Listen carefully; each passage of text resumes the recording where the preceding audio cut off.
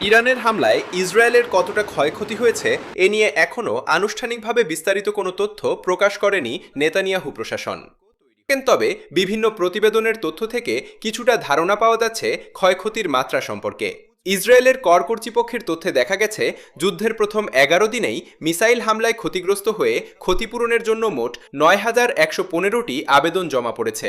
এই হিসাব অনুযায়ী গড়ে প্রতিদিন প্রায় ৮২৮ জন ইসরায়েলি ক্ষয়ক্ষতির জন্য ইন্স্যুরেন্স বা ক্ষতিপূরণ দাবি করেছেন।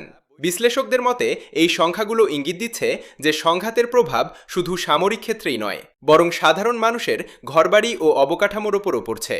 তবে প্রকৃত ক্ষয়ক্ষতির পরিমাণ সরকারি পূর্ণাঙ্গ প্রতিবেদনের আগে নির্দিষ্টভাবে বলা সম্ভব নয়। এই বিষয়ে আপনার মতামত কি? আপনার মতামত কমেন্টে লিখে জানান।